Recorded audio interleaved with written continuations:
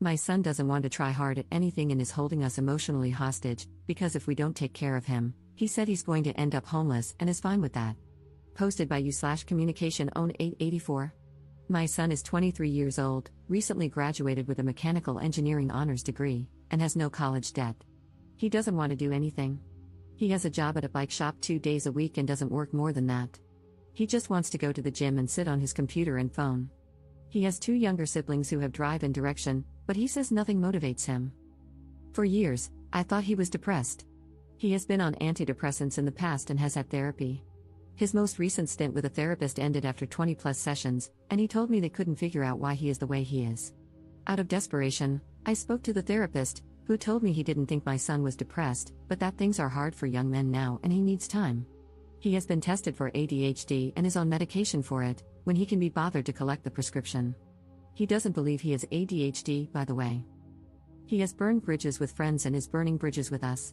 He makes his own meals and takes them to his room to eat, despite being told he has to be part of the family if he's living here.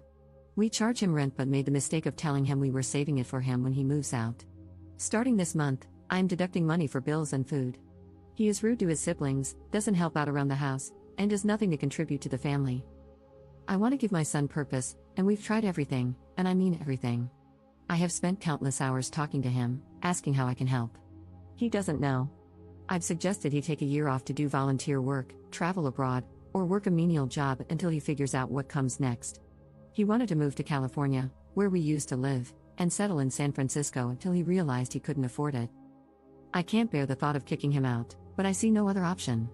I feel like we are being held emotional hostages, and the stress is unbearable. I am so upset that one of my children is like this. I feel equally responsible and resentful. I'm terrified that if we kick him out at the end of the month, he will end his life, sleep on the street, or never talk to us again, but I am at the point where something needs to happen. It is ruining my life, my marriage, and my relationship with my other children. We have given him another deadline of the end of the month, but I am struggling to make it that far. Relevant comments. Commenter. I feel like I'm in the same position. I did what people told me to do, admit that I need help. I've been unmotivated for years. I sit in my room constantly. I only work 3 days a week, doing the bare minimum. Crap, I didn't even graduate high school. I admitted to my doctor that I needed help. I was constantly feeling terrible about myself, no purpose. In my case, I feel like I've let my family down. I feel like I don't fit in with them. They tried talking to me about it, but overall, it just felt like they were victimizing me, asking dumb questions like, "Why are you depressed?" I don't know. Part of it is purpose. Nobody needs me. If I disappeared today, sure, people might be sad, but nobody needs me. This might not be what your son's going through, but I thought it might help to get a perspective from someone in a similar situation. To be honest, though, he's doing way better than me. I'm 23 as well, living at home. Ops response. Hi there, and thank you so much for responding, it's really helpful. You sound very much like my son. I have no idea how to motivate him, and we're down to the wire. Perhaps having to put a roof over his head will be the motivation he needs, although when we talk to him about that, he says he doesn't care and that he'll be homeless. It's hard to know if he's serious or just being immature. He has never made any real decisions his whole life, and for one reason or another, we made some for him. We shouldn't have, we should have let him fail earlier on, but his dad couldn't do it. Now, my son doesn't know how to make decisions and has spent so long alone in his bedroom that he doesn't really know how to operate in the real world. This is why I'm worried about kicking him out, but if we leave things the way they are, he could still be living at home at age 30 or 40, and he isn't nice to live with, so it's not something I'm prepared to do. Update 5 months later. Op commenting on another thread posted in r/UK that was titled, "How to Get My Child Moving in Life." Parent of a child in a similar situation until I took action. My husband took the same stance as you, that nothing much could be done. We disagreed to the point of real marital stress. I had an epiphany and waited until he left for a business trip, then tackled the problem. My house, my rules. I removed my son's computer, phone, and all other devices and stored them off-site. My 23-year-old threw a fit and stayed in bed for 3 days, not moving. I checked on him to make sure he was alive, took him coffee and food, and talked calmly. After day 3, he got out of bed, sulked, then went back to bed again. This time, I did nothing, no food, no water, no conversation. He stayed in bed in a dark room and wallowed. Of course, I was worried and checked for movement, but nothing more. After a few more days, He got out of bed and said he didn't want to live like this anymore. He agreed he needed a change, agreed he needed antidepressants, and started hanging out with the family. I gave him his phone only when he left the house. Want access to the internet? Go and get it, I will not provide it. That was in January of this year. By March, he was several weeks into antidepressants, was rebuilding his relationship with his siblings, was less angry, and had a job. Full disclosure, my husband made him go into the office with him every single day to look for work. My son did the bare minimum, but eventually, my husband found a job that looked interesting. He applied and got it. It's just a job, not a career path, but it has changed our world.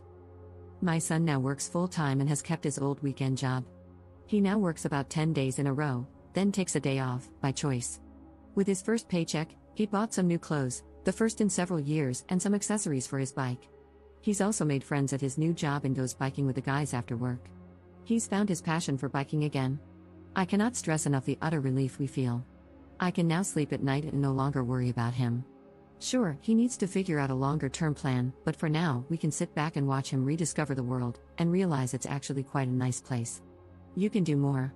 You can give her purpose. Stop facilitating her lifestyle. Take away her internet access. It could be the motivation she needs. Good luck, I know it's hard. Second update 6 months later. Up here again.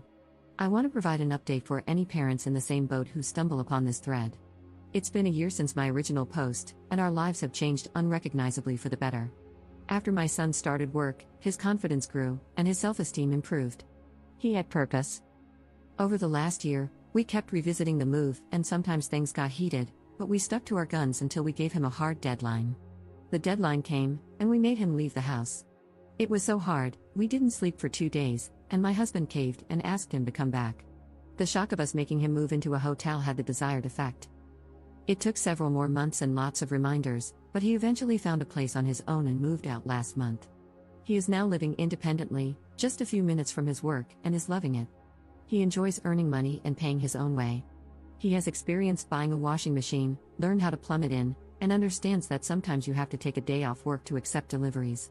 He is learning that no one is going to unpack the boxes but himself, and that if he wants food, he has to go and buy it, even if he's tired. We offer our help and have, of course, helped a lot, but we haven't picked up any pieces.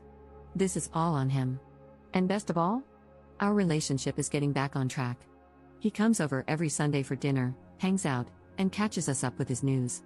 He is feeling so good about himself and loves standing on his own 2 feet. Relevant comments. Commenter. It turns out that many people are weirdly happier and feel more purposeful when working, even at a crappy job, compared to having no job at all.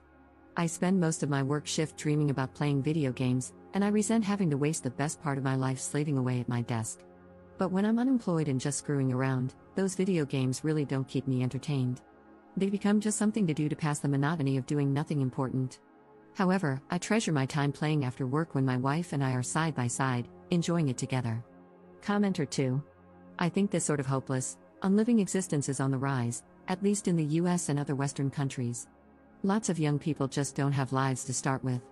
Our economy is screwed, there's no reason to believe hard work will ever pay off in the way we were promised, and pure distraction is pushed at us from every screen, and there are a lot of screens around. It's also definitely a privileged affliction. People who don't have parents to subsidize their non-existence obviously have to work enough to pay for their essentials, even if they're still depressed or purposeless. I think it also stems from the disparity between how middle-class kids expected adulthood to look and what living in our society is actually like. If you expected to get your degree, immediately land a solid job, and begin pursuing a spouse and family, hitting the real world today must feel like crashing into a brick wall at full speed. I have family and friends stuck in this same sort of hole, and it's terrifying to see someone you love trapped in what seems to be a type of suicidality. They don't feel like there's any point in living, but they're not miserable enough to actually take action to harm themselves, so they live in a constant, feckless fog, trying to distract themselves from the pain.